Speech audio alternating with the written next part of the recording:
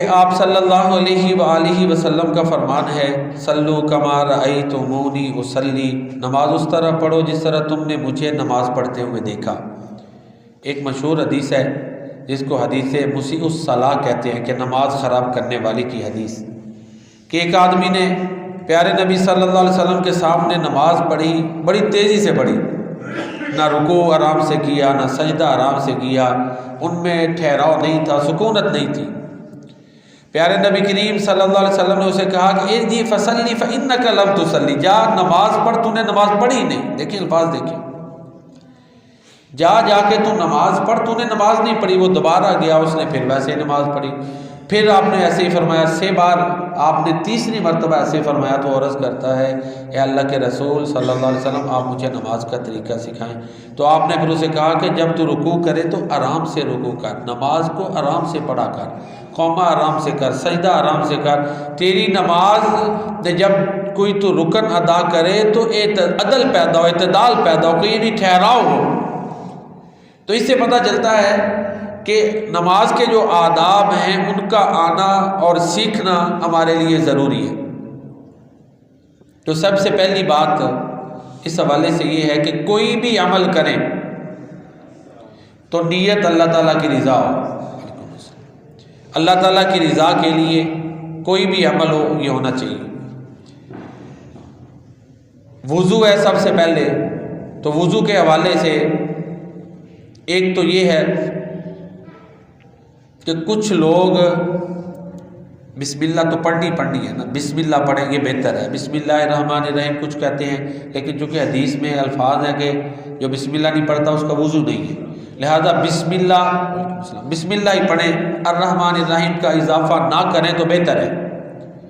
بسم اللہ پڑھیں، اس کے بعد جو ہے ہر عضو کو دھوتے وقت یا سر کا مسح کرتے وقت کچھ لوگ دعا پڑھتے ہیں، وہ کوئی ثابت نہیں۔ فوکس جو ہے نا وہ وضو کی صحت کی طرف ہونا چاہیے، تاکہ چہرے کا کوئی حصہ خشک نہ رہ جائے، بازو دھوتے ہوئے کونیاں خشک نہ رہ جائیں، پاؤں دھوتے ہوئے ایڑیاں خشک نہ رہ جائیں، یعنی وضو کے صحیح ہونے کی طرف توجہ ہو۔ اور بعض لوگوں نے تو ہر عضو پہ دعا لکھی ہوئی ہے، تو وہ بندہ دعاؤں کی طرف دھیان کرے کہ اچھی طرح وضو کرے، وہ سنت سے نہیں ثابت ہے وہ دعائیں، کوئی ان کو پڑھنے کی ضرورت نہیں۔ بسم اللہ پڑھے اور فوکس کرے کہ وضو اچھا ہو، ٹھیک ہے جی۔ 3 مرتبہ سے زائد دفعہ کوئی عضو نہیں دھونا، میکسیمم لمٹ ہے وہ 3 ہے، 4 دفعہ نہیں دھونا، ٹھیک ہے جی۔ میکسیمم 3 دفعہ کوئی بھی عضو دھو سکتے ہیں۔ کچھ لوگ کہتے ہیں جی اچھی طرح صفائی کرتے ہوئے 4-5 دفعہ، نہیں، آپ نے منع کیا۔ کوئی حصہ عضو کا خشک نہ رہے، اس کی میں وضاحت کر چکا ہوں۔ ایک روایت میں آتا ہے کہ کچھ صحابہ کرام نے وضو کیا تو ان کی ایڑیاں خشک تھیں، چمک رہی تھی، تو آپ نے فرمایا جو حصہ خشک رہے گا وہ جہنم کا حصہ بنے گا، جہنم میں جائے گا، اس کا ایندھن بنے گا۔ تو لہٰذا چہرہ دھوتے وقت پورا یہ کانوں تک پورا چہرہ فیس وہ دھوئے، بازو دھوئے تو کونیوں کو اچھی طرح ہاتھ پھیر لے تاکہ خشک نہ رہ جائیں، پاؤں دھوئے تو ایڑیوں پر بھی ہاتھ پھیرے تاکہ کوئی خشک نہ رہ جائے، یہ توجہ ہونی چاہیے۔ اس کے بعد وضو کے بعد جو ہے وہ وضو کی مسنون دعائیں پڑھیں۔ کچھ لوگ گردن کا مسح بھی کرتے ہیں، وہ سنت سے ثابت نہیں، ٹھیک ہے جی، وہ ثابت نہیں ہے، لہذا بس سر کا مسح کافی ہے۔